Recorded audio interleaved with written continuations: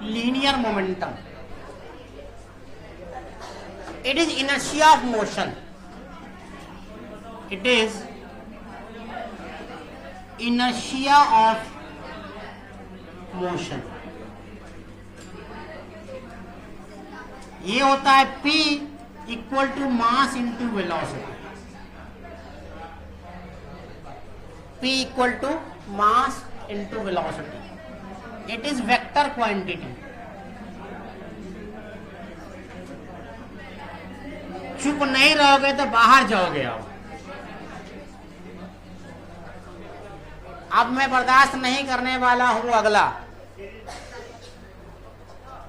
Kick out कर दूंगा मैं बाहर. अपने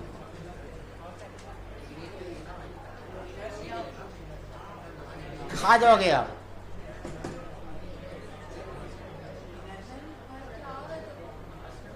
सिस्टम ऑफ पार्टिकल के लिए अगर मोमेंटम लिखना हो तो क्या लिखोगे? P system. पी सिस्टम लिखना हो तो क्या लिखोगे? M system velocity of centre of mass. M system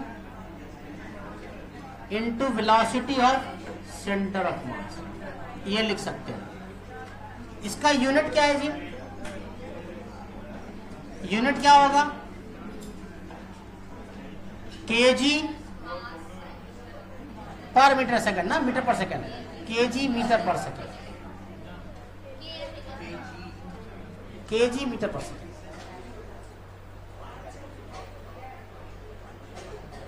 और एक चीज और लिखना, it is a frame dependent quantity.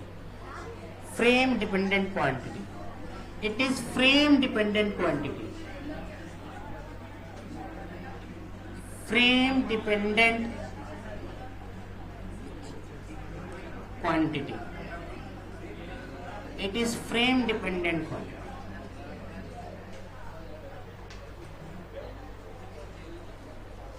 ठीक है. अब एक बात बताओ, अगर मोमेंटम जीरो हो जाए तो काइनेटिक एनर्जी क्या होगा? If momentum is zero then what is kinetic energy? What will happen with kinetic energy? कुछ concept. If momentum is zero,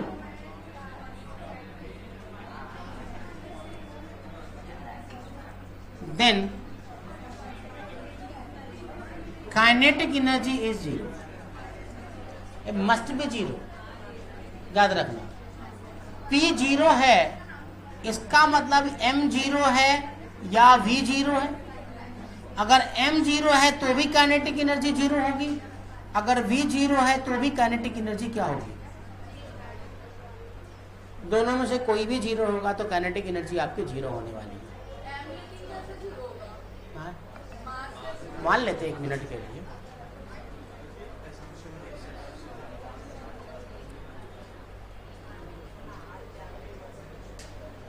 अगर काइनेटिक एनर्जी जीरो है तो मोमेंटम क्या होगा?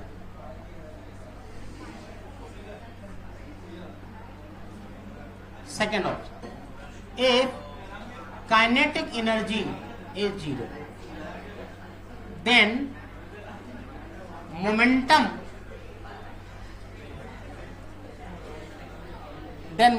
Must be zero. ये भी जीरो होना चाहिए, है कि नहीं? अगर आपका काइनेटिक एनर्जी जीरो है तो मोमेंटम जीरो होगा. अगर काइनेटिक एनर्जी जीरो है इसका क्या मतलब है? m जीरो है या v जीरो है. m जीरो है तो भी मोमेंटम जीरो है और v जीरो है तो भी मोमेंटम जीरो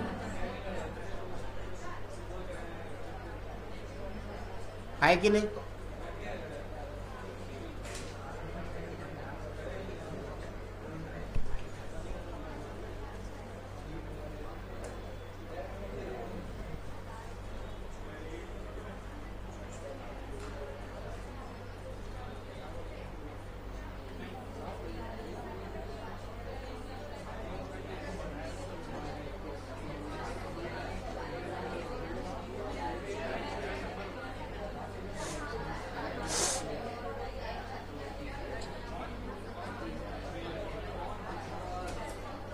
हो गया। अब लिखो, if momentum of system of more than one particle is zero. If momentum of system of more than one particle is zero.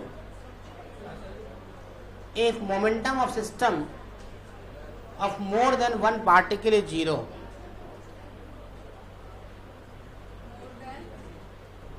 More than one particle is zero. Then kinetic energy of system may be or may not be zero.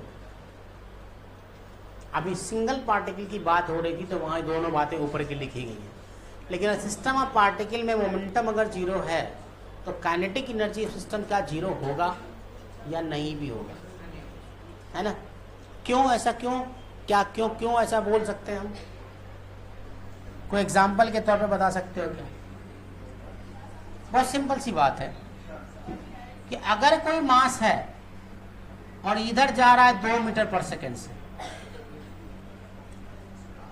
अगर कोई मास है इधर जा रहा है 2 metre पर second से और ये 3 kg का मास है, और इधर भी कोई है मास है जो जा रहा है इधर 3 मीटर पर सेकेंड से और ये 2 kg का मास है, मोमेंटम बताओ। मोमेंटम जीरो, क्योंकि यहां वेक्टर क्वांटिटी है ना, तो P vector is equal to 2 गुने 3 I के, इधर है तो I और उधर है तो माइनस I,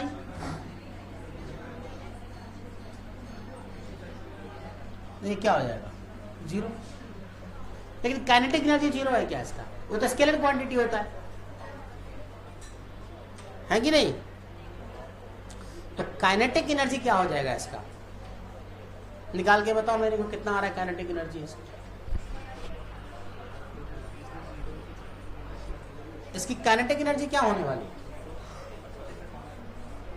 15 जूल, है ना? तो काइनेटिक एनर्जी अगर निकालेंगे इसका 1/2 मास m into 2 square plus 1/2 mass into 3 square, -3 लिख सकते हो, स्क्वायर कर दो तो क्या हो जाएगा? 3, ये कितना हो गया? 1 2 से 2 कट गया ना, तो 6 प्लस 2 से 2 कट गया 9, 9 6 15 जूल, 15 जूल आंसर। समझ आया कि नहीं? तो देखो, अगर सिस्टम ऑफ पार्टिकल का मोमेंटम जीरो है तो काइनेटिक एनर्जी जरूरी नहीं कि जीरो हो जाए, जीरो हो भी सकता है लेकिन जरूरी मे और may not be zero. Next point लिखो, if kinetic energy of system of the particle zero, if kinetic energy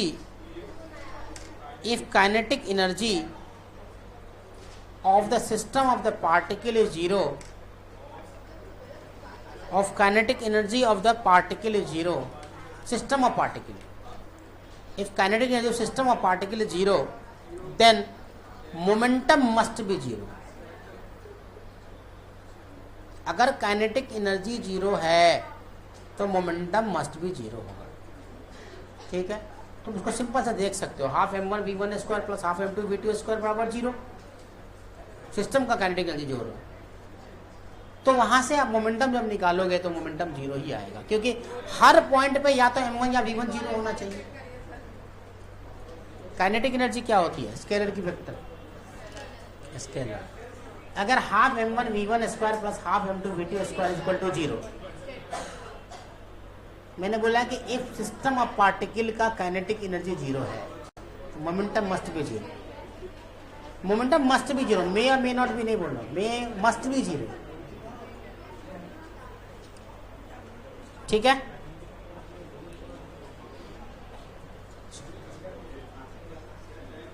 अब नेक्स्ट यहाँ पे कुछ एग्जांपल्स देख लो मोमेंटम का, तुम लोग पहले भी करा चुके हैं, लीनियर मोमेंटम तो पहले भी करा चुके हैं। अगर ये मान लो एग्जाम्पल, ये 2 kg का मास है 3 मीटर पर सेकंड से, 3 मीटर पर सेकंड से जा रहा है, और ये 1 kg का मास है 2 मीटर पर सेकंड से आ रहा है, तो मोमेंटम क्या होगा सिस्टम का? निकाल दो, कुछ नहीं।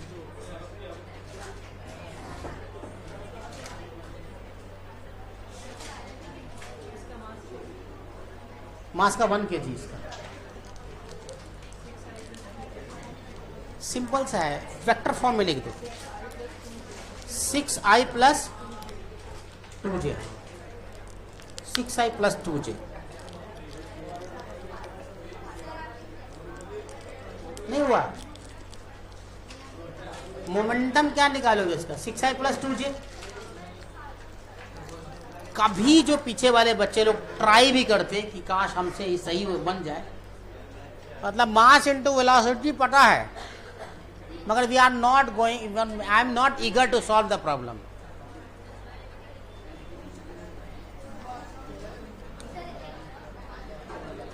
समझ आया?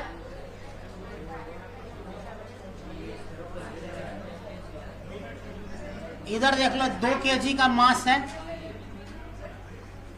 इधर 3 kg का मास है, इधर 5 मीटर पर सेकंड से चल रहा है,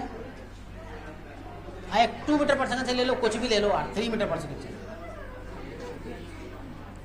इसका मोमेंटम निकालो।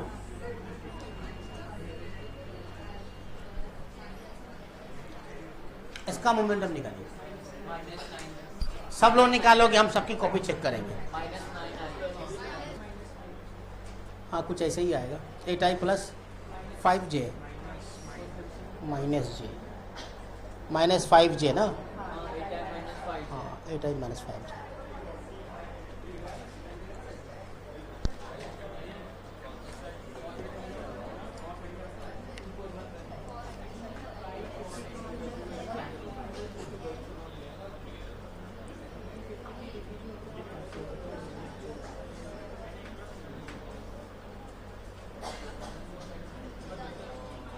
आज इल्हाम बच गया मेरे से, जल्दी जल्दी छाप लिया मेरा उतरने से पहले, बहुत तेज है वो। जब तक मैं पीछे चेक कर रहा था तब तक कि भाई साहब जल्दी जल्दी लिख लिए, तो आज इसका भी हमको मालूम है कि नहीं लिख रहा है नोट्स। हमको सबका पता है कौन लिख रहा है, कोई नहीं लिख रहा है। जैसे जो उधर बैठी हुई है केवरी, वो भी नहीं लिखती कुछ भी, वो चुपचाप बैठी रहती है ऐसे। अच्छा, एक ही एक्सक्यूज देती है, अपने को समझाती है मेरे को जेईई सीटी करना ही नहीं है, तो लिख के क्या फायदा? तभी यहाँ आके भी क्या फायदा है यार? मेरे को जेईई सीटी नहीं करना तो मैं यहाँ आके भी क्या करूंगी? घर पर रट्टा मारो, एग्जाम पास करो, क्या फर्क पड़ता है?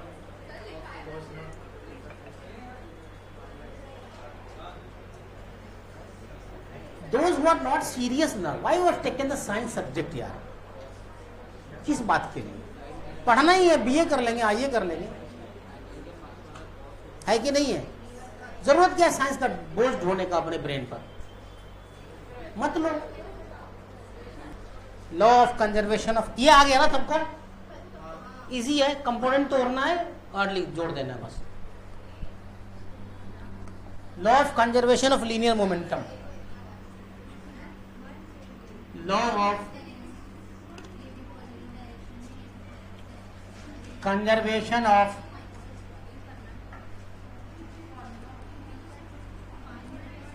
Linear momentum.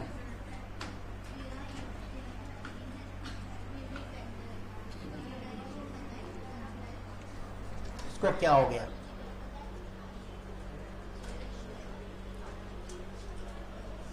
इस बार आ भी नहीं रहा है कुछ इसमें।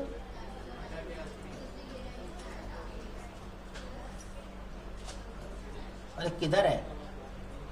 आजा भाई, एडिटर नजर ही नहीं आ रहा इसमें।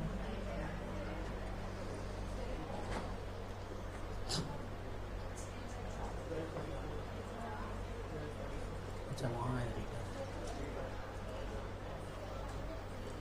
हाँ, law of conservation of linear momentum क्या होता है?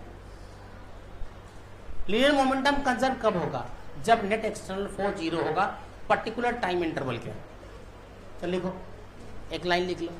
If net external force if net external force लिखा था क्यों, क्योंकि आप लोग को बोर्ड देना होता, वरना dp by dt equal to 0 लिख देता मैं directly. If net external force on the system is 0, force on the system is 0 in a time interval, in a time interval लिखना भाई, क्यों बैठा हुआ है। if net external force on system is 0 in a time interval, then its momentum is conserved.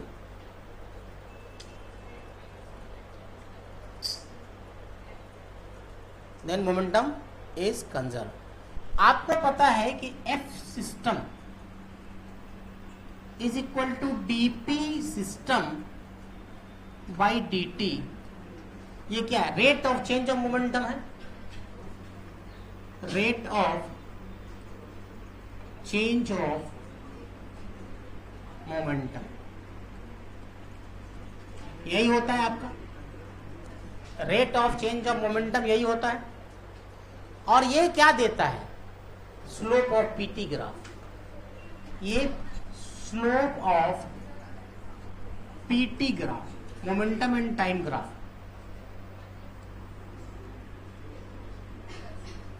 तो अगर आपके पास dp by dt is equal to 0 है, dp बाई dt 0 है, इसका मतलब क्या है, p कांस्टेंट है।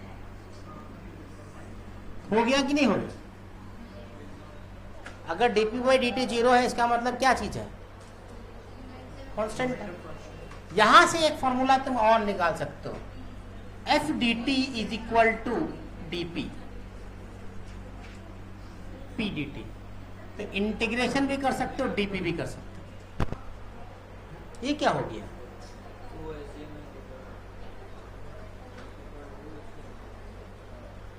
ये कर सकते हो ना। तो यहां से एक चीज और लिख सकते हो तुम कि momentum delta P is equal to integration F vector D T. मतलब कई रिलेशन आप लिख सकते हो, रिलेशन दिखाया, अदरवाइज कहानी यहीं पर है बस। ये तो मैंने ऐसे ही बता दिया कि delta P is equal to F delta, change in momentum is equal to impulse actually है, एफ इंटू डेल्टा टी।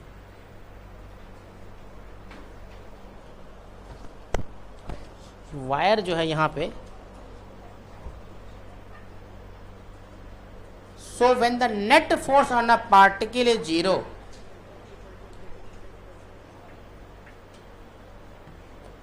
लिख लो, P is constant लिख लिया,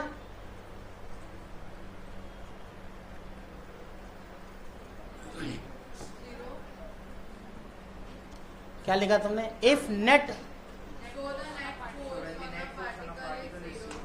momentum is conserved, then its momentum is conserved, then its momentum is conserved। यही बात है लिखा, if net external force is 0 then momentum is conserved। एक चीज और देख लोगे, F जो तुम लिखते हो, तो अभी भी ध्यान दो कि तुम अगर vector sum of all the forces अगर 0 है, F का मतलब क्या हो गया कि it is vector sum of all the particle, बहुत सारा पार्टिकल है, तो F सिस्टम क्या लिख सकते हो, F vector is equal to आपका F1 F2 F3 dot dot dot dot dot होगा, दैट इज 0। अगर ये 0 है तो P क्या हो जाएगा, कांस्टेंट।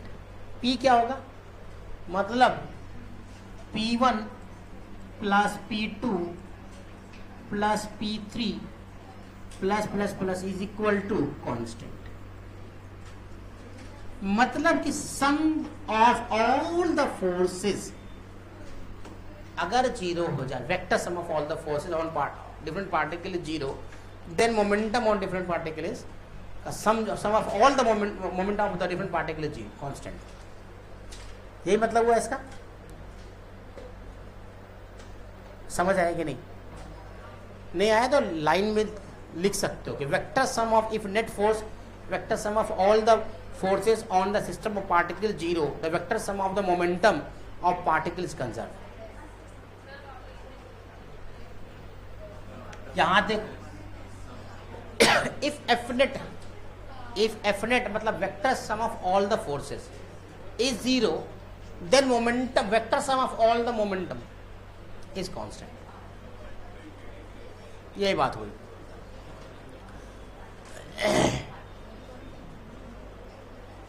तो पी सिस्टम को अगर तुमको लिखना है, पी सिस्टम को, तो तुम सम कर सकते हो पी आई। अगर मोमेंट ऐसे मतलब पी सिस्टम अगर है, अगर ये पी सिस्टम है तो तुम सम ऑफ पी आई, आई बराबर 1 से लेके n तक, ऐसे तुम लिख सकते हो। अरे यही हुआ ना बात। पी सिस्टम को तुमको लिखना है, पी आई लिख दिया, और यही चीज है ना m1 v1 m2 v2 plus m3 v3 plus so on, और ये क्या होगा? कांस्टेंट।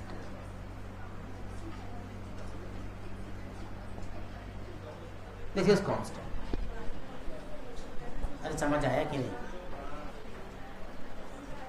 कुछ नहीं, घूम घूम के वही बात आ रही है और कुछ नहीं हो रहा है, समझा? जहां से चलते हैं वही पहुंच जाते हैं, जहां चलते हैं वही पहुंच जाते हैं। सिंपल सा याद रखना है, एफ नेट 0 तो पी कांस्टेंट। और एफ नेट कौन सा? पहले ही बताया है कि इंटरनल फोर्स जो है वो सब क्या हो रहा है? 0 हो रहा था। एक्सटर्नल फोर्स का सम करते हैं, एक चीज वो हो गया। दूसरा चीज बताया था कि काइनेटिक एनर्जी अगर लेना है इसमें तो क्या करना है अपने को? कांस्टेंट नहीं लेना है, मे बी और मे नॉट भी कांस्टेंट हो सकता है। तीसरा बात क्या लिखा था? अगर एफ नेट 0 है तो ए सेंटर ऑफ मास 0 होगा, ए सेंटर ऑफ मास 0 होगा, इसका मतलब a1 a2 is not equal to 0। अगर velocity of centre of mass is equal to constant है तो इसका मतलब ये है कि आपका मतलब ये नहीं, इसका ये मतलब नहीं है कि v1 v2 0 होगा, v1 v2 कांस्टेंट होगा। ये कांस्टेंट नहीं होगा, अलग अलग होगा। किसकी वजह से? क्योंकि a1 a2 प्रेजेंट है। इतनी सी बात है जो मैंने अभी तक पढ़ाया है। अब तक जो पढ़ाया वो यही बात बताई है मैंने। एफ नेट 0 है तो वी कॉम 0 या वी कॉम रेस्ट में है, वी कॉम 0 है या तो रेस्ट में है। वी कॉम रेस्ट अगर कौन 0 है, अगर रेस्ट में है तो m1 बराबर x1, m1 x1 बराबर m2 x2। ये सारी कहानी बताइए क्या हुआ? मरने से पहले हिचकी ही आती है। पानी दो इसको एक।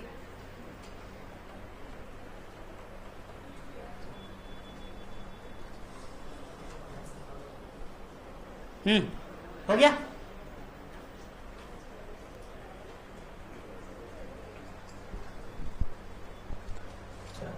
नेक्स्ट करो, हटा दो सबको।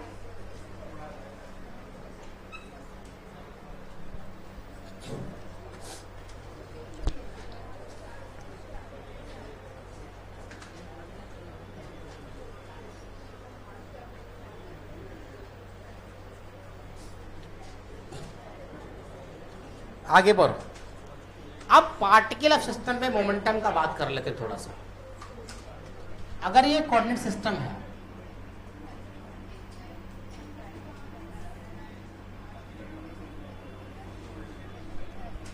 एक particle, 2 particle, 3 particle, 4 particle, 5 particle,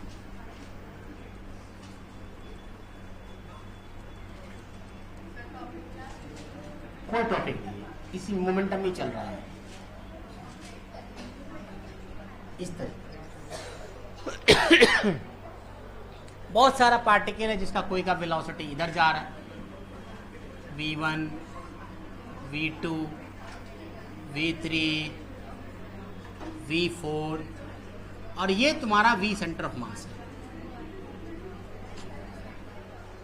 एक को सेंटर ऑफ मास मान लेना है ना। तो p सेंटर ऑफ मास या p सिस्टम, दोनों बात एक ही होगी। Momentum of centre of mass और system is equal to p1 vector, p2 vector. हाँ आइए ना, आइए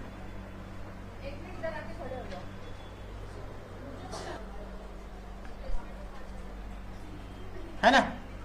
m2v2 प्लस, ऐसा तुम लिख सकते हो इसको यहां से, है ना।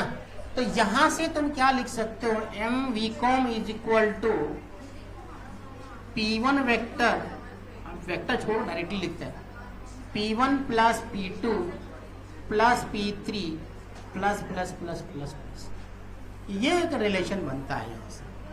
m velocity of centre, total mass का, सिस्टम का मास है m, m कौन है, m1 m2 m3 बराबर m लिखा मैंने, ठीक है। तो मतलब p सिस्टम ये क्या है actually, momentum of system, momentum of system is equal to क्या आ रहा है आपके पास, m v centre of mass, ये चीज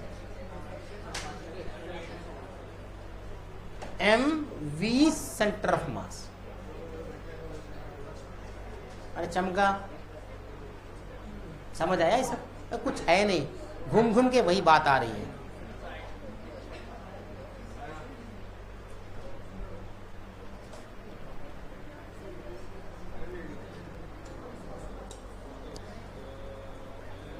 Find the acceleration of center of mass when system is released from rest. When system is released from rest.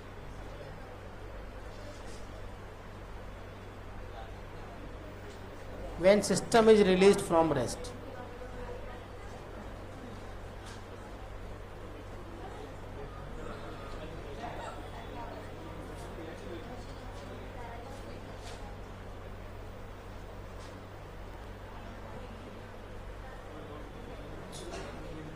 हो गया, समझ आया कि नहीं न्यूमेरिकल? क्या किया मैंने, एक ही स्ट्रिंग है तो सिंगल स्ट्रिंग है तो एक्सेलरेशन तो बराबर होने वाला, तो एक्सेलरेशन जो डिस्टेंस मोशन का कंसेप्ट था उससे आपने निकाल लिया, तो उससे जो आपने निकाला तो आपको आया 2 मीटर पर सेकेंड स्क्वायर। अब ए सेंटर ऑफ मास का फॉर्मूला आपको पता है, ए सेंटर ऑफ मास के फॉर्मूला में अब एक बात ध्यान देना कि अगर एक्सेलरेशन सेम है इसका मतलब a1 और a2 दोनों बराबर होगा, एक ही होगा। इसका एक्सेलरेशन और इसका एक्सेलरेशन दोनों एक ही स्ट्रिंग है ना, तो एक ही एक्सेलरेशन होगा। कांस्टेंट मोशन भी बताया था मैंने आप लोगों को, तो उसके हिसाब से अब क्या होगा कि आपने जो माइनस, अच्छा हाँ खाली डायरेक्शन उल्टा है, -2 है इधर, +2 है यहां से। समझ आया कि नहीं? फलक आया नहीं? अब क्या कंफ्यूजन है इसमें, क्या हो गया?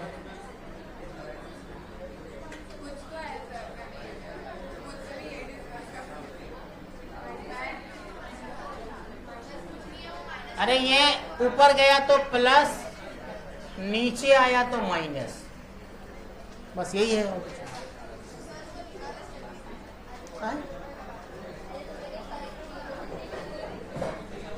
नेक्स्ट सवाल देखते हैं, example.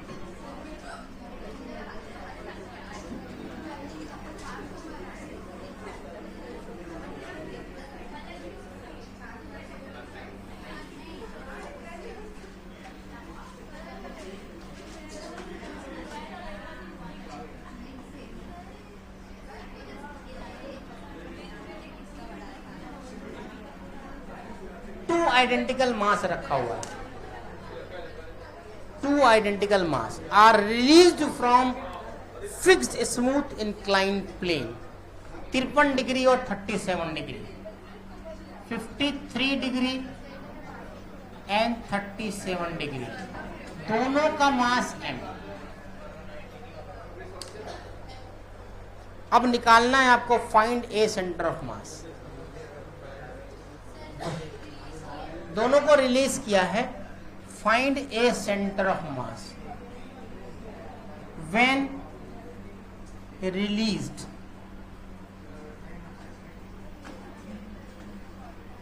When released from rest.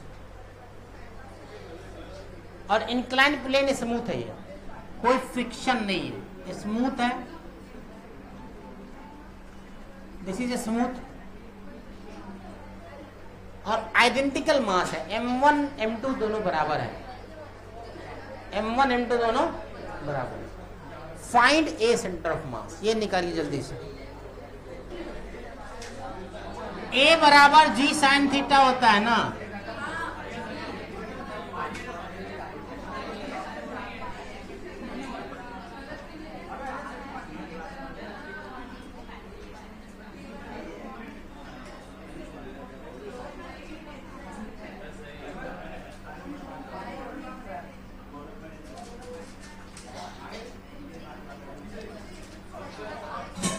ये हो जाएगा ए बराबर जी साइन थीटा, तो 10 कितना ऐसे ना, तो ये 53 डिग्री होगा।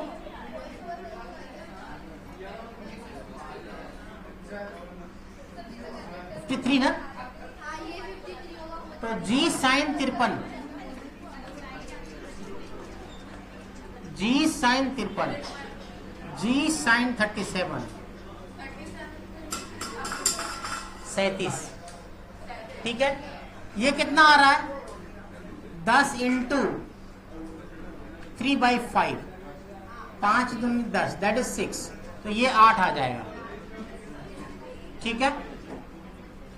ये तुम्हारा 8 आ गया। अब दूसरा डायग्राम बनाते हैं, यहां से वो निकाल लिया तुमने,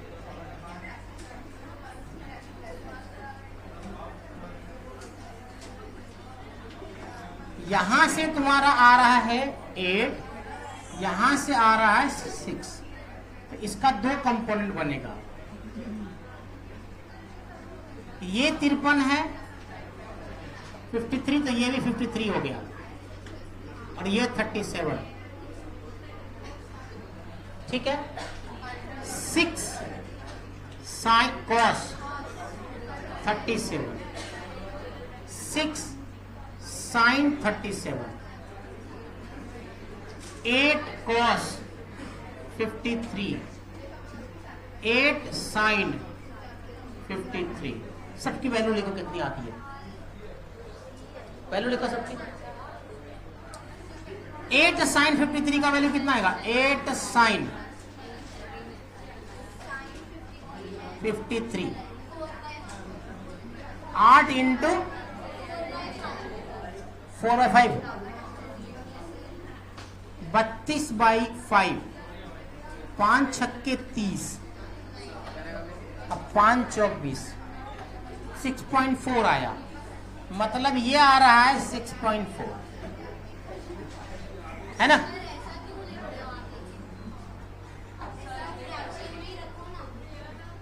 रुको ना, फाइनल वही आएगा, कट जाएगा ये, और ये कितना हो जाएगा, 8 cos 53, 8 cos 53 की वैल्यू कितनी होती है, 3/5 ना,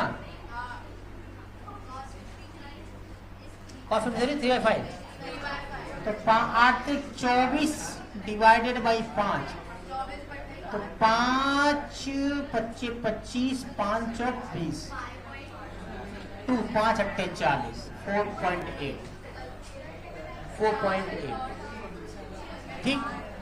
अब इसमें आते हैं, तो वो निकाल के हेल्प तो नहीं कर सकते, गप्पे मार सकते हो, सिर्फ मैथ में मैथ सॉल्व कर रहे, कुछ नहीं कर रहे, कोई कॉन्सेप्ट नहीं है इसमें, हल्ला करने से फुर्सत ही नहीं तुम लोग को। 6 cos 37, 6 इंटू cos 4/5 हो गया, तो 6 चौक 24/5, तो ये भी आ जाएगा कितना, 4.8 ना, हाँ। ये कितना आएगा, 6 इंटू 3/5, 18/5, तो ये कितना आ गया, 3.6। अब A1 लिखो, A1 क्या, ये वाला -4.8i -6.4j, A2 लिखो, A2 कितना, 4.8i माइनस 3.6j। ये वैल्यू जब आपकी आ गई ना, अब कुछ बचा कहां इसमें, डिवाइडेड बाई 2। देखो ए सेंटर ऑफ मास जो है वो m1a1 plus m2a2 m1 plus m2। तो ए सेंटर ऑफ मास क्या होने जा रहा है, m कॉमन लेंगे, ma1 plus a2 divided by 2m, m ने m को मार डाला, तो A centre of mass is equal to a1 plus a2 by 2। ये बन रहा है तुम्हारा, ठीक है। अब इसको क्या करेंगे,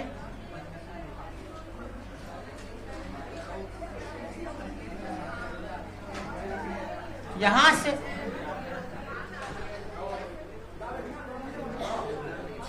बड़े बेशरम हो तुम लोग, मगर मतलब हद दर्जे के बेशरम सब। ए सेंटर ऑफ मास कितना हो जाएगा, a1 क्या है भाई, -4/8i minus 6.4j plus a2 कितना है 4.8i minus 3.6j divided by क्या 2। देखो तो ये कट रहा है क्या, और ये माइनस में है और ये भी माइनस में है, तो -10 आ रहा है, -10j डिवाइडेड बाई 2 -5j। ये आंसर है तुम्हारा।